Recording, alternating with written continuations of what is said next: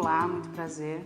Meu nome é Camila, sou advogada há 15 anos, sou mulher, esposa e mãe de 2 filhos, um menino e uma menina. Eu estou aqui hoje por você, mulher, a convite do Fundo Social de Solidariedade de Itatiba, para um bate-papo sobre os nossos direitos, os direitos das mulheres. Serão 3 temas divididos em 3 vídeos que terão o objetivo de informar, orientar e esclarecer quais os direitos das mulheres em 3 situações do nosso dia a dia. A primeira ideia que eu quero passar para vocês é que a gente não pode esquecer que direito ele é exercício. Não existe direito sem reclamação, sem fala e até mesmo, muitas vezes, grito. Direitos das mulheres é luta, é uma história de muita luta. Nosso primeiro vídeo abordará sobre o direito das mulheres na situação de divórcio ou o fim da união estável. É fato que houve um aumento no número de separações e existem muitas mulheres que se encontram nessa situação hoje na nossa cidade e no nosso país. E aí, a pergunta que vem é, o que eu devo fazer? O divórcio, ele é o fim do casamento ou da união estável. Vou abrir um parênteses aqui, porque existem muitos casos de mulheres que vão morar com o seu companheiro e elas não foram até o cartório para regularizar ou registrar essa união estável. E aqui eu faço um alerta para que esse registro da união estável ele é importante, tanto para preservar e para garantir os direitos dessa mulher no matrimônio, ali naquela união, quanto para a herança para os filhos, né? Ela consegue garantir direitos dessa união, tanto para ela quanto para os filhos.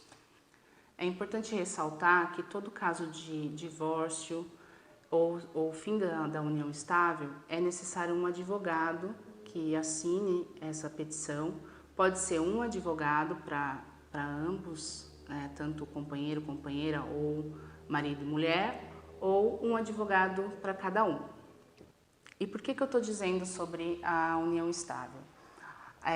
O fim da união estável, muitas vezes, faz com que, quando essa mulher vai buscar o seu direito numa situação de que essa separação aconteceu, essa mulher ela vai precisar, num primeiro momento, na justiça, procurar reconhecer a união estável para só depois pedir o fim dessa união estável.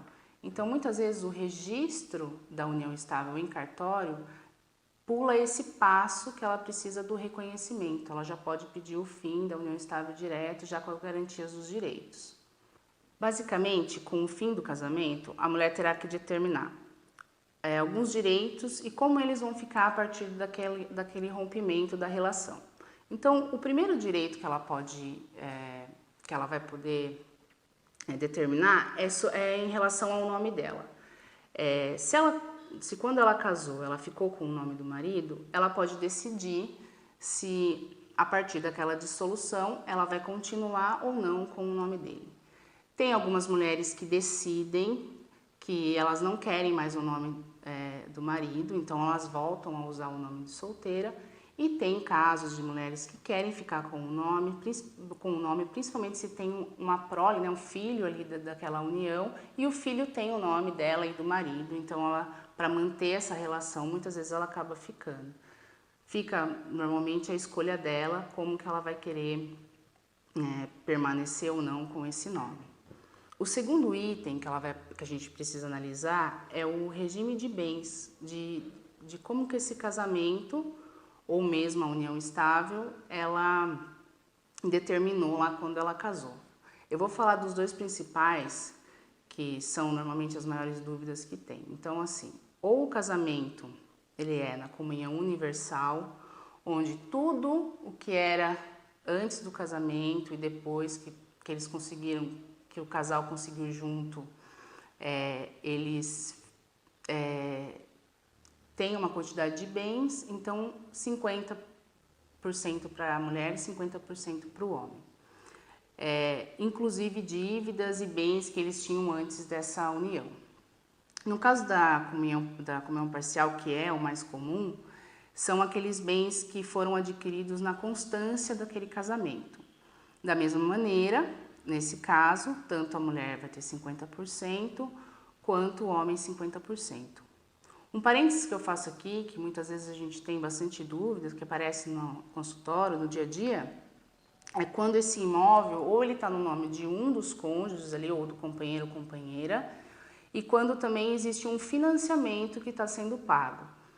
A maior dúvida que consiste é como que fica esse bem. Bem, nesse caso, é possível estabelecer a divisão da parcela do financiamento, cada um paga 50-50 e continua aquele bem até o final, até quitação, para que depois, quando haja a quitação, você pode estipular já ali que vai haver uma venda e com a venda 50% do valor fica para a mulher, 50% para o homem. E tem alguns casos também que acontece de que ninguém quer pagar o financiamento. Bom, nesse caso, a orientação que a gente dá é para tentar vender esse bem já nesse primeiro momento e fazer a transferência da dívida para um terceiro. Existem alguns casos também que são comuns, que normalmente, como a mulher fica com a guarda dos filhos, o pai normalmente sai, né, arruma um outro lugar para morar, e ele permanece, a mãe permanece com os filhos naquela residência e o pai continua contribuindo. Quero deixar claro que essas são algumas soluções para essas situações, não são só essas, e precisa estudar o caso a caso, procurar sempre um advogado, né? Procure um advogado particular, caso você tenha recursos, ou até a OAB, que disponibilize essa consulta, para que você saiba o que é melhor fazer para aquela sua situação. Outro item do divórcio, ou o fim da união estável, que vai precisar ser determinada, é em relação aos filhos. Então, se o casal teve filhos, a gente precisa começar a pensar com quem vai ficar a guarda, tá? Então, essa guarda pode ser unilateral, que é ou para o pai ou para a mãe, e pode ser uma guarda compartilhada. Aqui eu quero fazer uma outra observação sobre guarda compartilhada. Guarda compartilhada, ela deve acontecer quando ambos, tanto pai e mãe, possam participar dessa vida ativa da criança. Um exemplo que eu gosto de dar quando alguém vai lá no escritório, quando a gente está conversando sobre guarda compartilhada, para que fique bem claro para as pessoas o que é a guarda compartilhada, eu gosto de dar um exemplo de quando a mãe leva esse filho para a escola e o pai, por exemplo, consegue ir buscá-lo. Ou, por exemplo, a mãe vai nas reuniões da escola e o pai leva essa criança ao médico quando for necessário. Então, existe ali uma preocupação com o dia a dia daquela criança, sendo pai e mãe responsável, participando ativamente da vida da criança, do dia a dia, da escola, de levar em médico. Então, a guarda compartilhada, ela não pode acontecer de qualquer maneira. Ela só pode acontecer se isso for viável para o casal e principalmente para a criança. Então, qual é a orientação ou a sugestão que é dada nessa situação? É importante os pais olharem como que vai ficar a vida da criança e principalmente se aquela conversa entre pai e mãe está ainda acontecendo, apesar do rompimento dessa relação. Então, a guarda compartilhada, ela depende de uma atitude ativa do pai e da mãe, de uma conversa do pai e da mãe. E nem sempre isso é possível, porque às vezes vem um rompimento, dependendo da forma como vem esse rompimento, ou da maneira desse pai, onde ele trabalha, onde essa mãe trabalha, isso não pode acontecer, e aí a decisão seria mais aconselhável que essa criança fique numa guarda unilateral, que é com a mãe ou com o pai, né? Caso essa criança fique daí com a mãe, que é o mais comum, mas não é a única possibilidade, porque ela pode ficar com o pai também. Mas vamos nesse nosso exemplo, a gente vai usar que a criança ficou com a mãe. E como que vai estabelecer então essa convivência com o pai? Esse seria o nosso próximo, na verdade, item item para ser decidido ali no divórcio. Estabelecendo a guarda unilateral para um dos pais, aquele pai que não ficou com a guarda, a gente precisa estipular como as visitas serão realizadas. O que tem que pensar em relação às visitas é a convivência que precisa se manter entre esse filho e esse pai ou essa mãe que não está mais convivendo ali diariamente com ele. O que a gente precisa ter em mente é que a criança não pode sentir de uma maneira drástica esse afastamento do pai ou da mãe da casa. Nesse ponto, eu gostaria de fazer uma outra observação também, que a gente observa no dia a dia de fórum e de escritório. Muitas vezes, os pais eles estabelecem que essas visitas elas serão livres. Quando os pais estipulam a visita livre, eu acho importante a gente fazer uma recomendação. A visita livre ela só vai funcionar se esse pai e essa mãe conseguem conversar. Eles vão ter que fazer acordos semanais para saber qual é o dia, o horário que essa criança vai poder ir para a casa do pai, quando a mãe pode. Então, o meu conselho aqui é que quando você estiver lá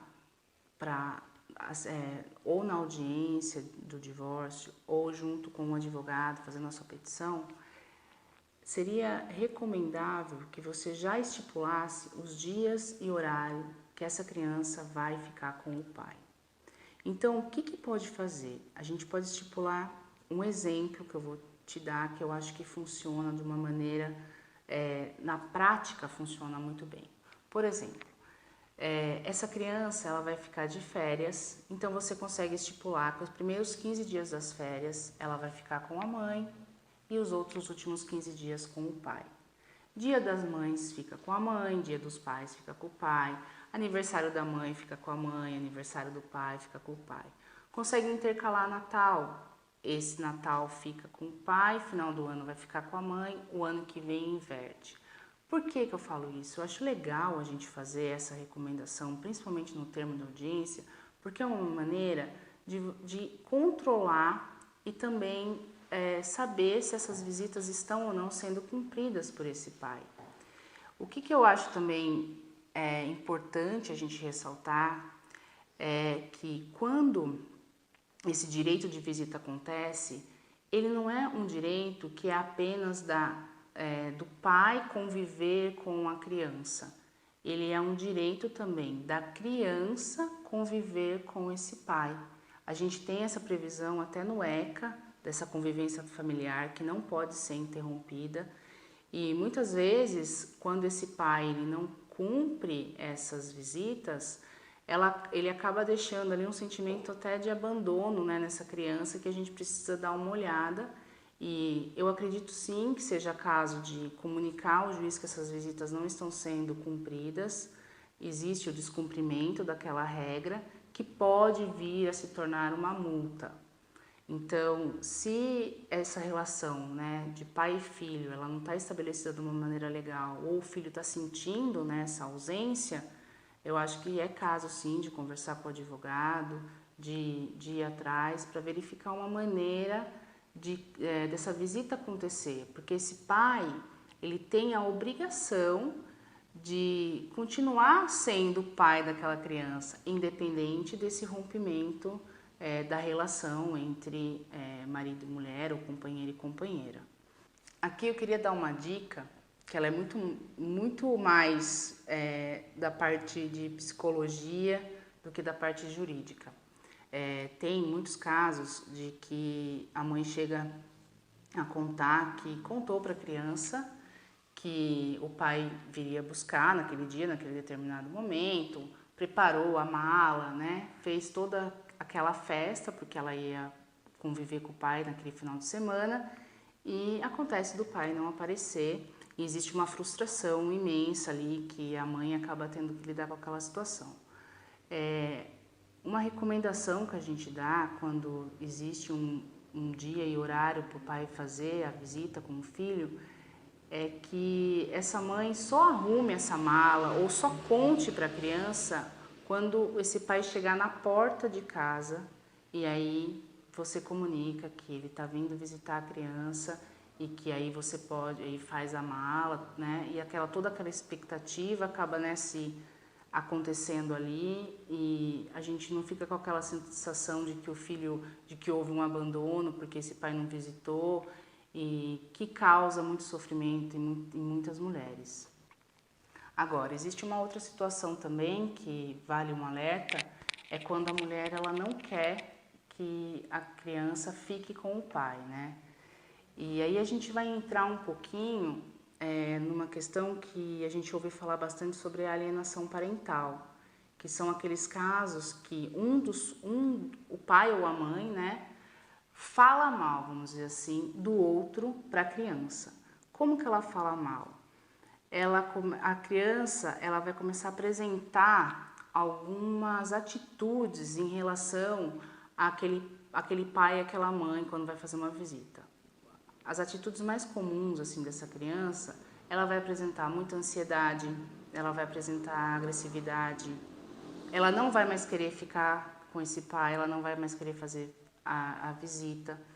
E isso acaba gerando para a criança uma situação de muito estresse, que a lei, sempre olhando o interesse da criança, né, esse pai que se sentir de uma certa forma que as visitas não estão acontecendo, ou que tem esse clima da criança não está mais querendo ficar com ele pode até o juiz e falar para o juiz que ele acredita que tem ali uma situação de alienação e vai ser aberto o processo, tem laudos, né, psicológicos que são feitos com essa criança para que para que veja qual é aquela situação e o juiz pode até tomar algumas medidas em relação àquilo que está acontecendo, sempre olhando o que é melhor para a criança, tá? Então pode fazer, por exemplo, ele pode fazer uma modificação de guarda, ele pode aumentar o horário dessa criança para ela conviver com o pai ou com a mãe, dependendo de quem é que está sendo, né, o alienador ali e alienado. Então, eu acho que aqui o que fica dessa situação é que o rompimento do casamento ou o fim da união estável, ela não pode atingir as crianças. Por último, e não menos importante, são os alimentos. É importante fixar na ação de divórcio qual é o valor que o pai vai pagar para essa criança. Normalmente, o que vai estipular ali, o que vai determinar o valor que essa pensão alimentícia vai ser paga, vai ser o quanto de possibilidade, o quanto que esse pai ganha. Outra questão sobre esse assunto é que normalmente a pensão alimentícia ela vai ser determinada, fixada, num percentual do salário mínimo. E por que isso acontece, né? Normalmente a gente olha lá as sentenças ou o advogado mesmo pede na sua petição que estipula 20%, 30% do valor do que o pai ganha. Por que é assim? Do que o pai ganha ou do salário mínimo? Porque todo ano em janeiro existe uma correção do salário mínimo. Então essa pensão alimentícia ela é corrigida automaticamente junto com o salário mínimo. Eu acho que isso é uma questão bem legal de se falar, porque muitas vezes você tem uma ação que ela foi julgada lá em 2017. Esse valor de pensão alimentícia, ele não pode ter sido o mesmo durante todo esse ano, ele tem que ter sido corrigido todos os anos juntos com o salário mínimo ou, dependendo de como for, com o salário do pai, caso ele tenha recebido o aumento.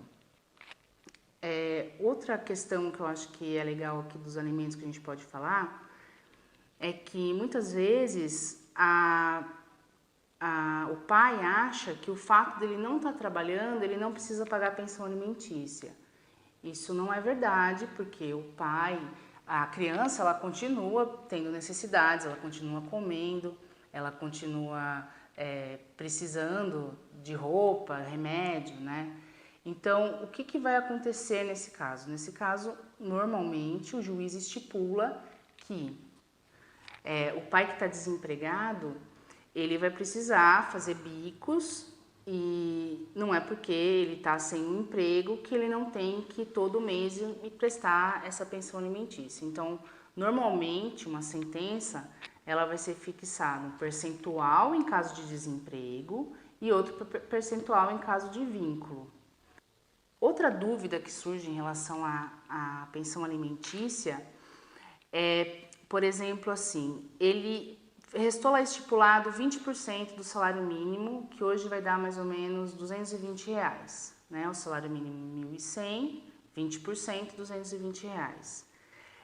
Se esse pai ele não paga todo mês no dia certo, ou então ele paga esse valor parcialmente, ele está descumprindo essa decisão. Então, o pagamento parcial ou não pagamento gera um descumprimento dessa decisão, e depois de 2 ou 3 vezes que ele não cumpriu isso integralmente, você já pode se dirigir até um advogado, tanto particular quanto na OAB. Você vai até esse advogado, conta para ele que essa pensão não está sendo cumprida e existe ação de execução de alimentos, que existe inclusive a possibilidade desse pai ser preso. Mais uma recomendação nesse tópico é que é muito comum de a pensão não ser paga e a mulher demorar muito tempo para ela ir atrás dessa pensão alimentícia necessária, que às vezes está fazendo falta. Então, acho que a maior recomendação que eu posso dar nesse momento é que não deixar passar muito tempo. Normalmente a lei prevê ali já 2, 3 meses que ele não está pagando corretamente. Vá atrás do seu direito, já faz a cobrança, para que isso não se prolongue durante muito tempo e você fique por tanto tempo sem esse recurso para o seu filho que é necessário. O que não pode é não ir atrás. E caso você tenha medo de, não vou atrás da pensão por algum medo, no próximo vídeo a gente vai falar um pouquinho sobre violência doméstica. E daí lá a gente vai tratar alguns assuntos de quais situações que esse medo pode aparecer e como agir nessas situações, que talvez possa fazer com que você tenha ferramentas para ir atrás desses alimentos, já conseguindo sair dessa situação de violência, de medo. Bom, encerro aqui esse vídeo, espero ter passado para vocês todas as informações. Espero que elas tenham te ajudado a dar um direcionamento. E até o próximo vídeo. Um abraço, até mais.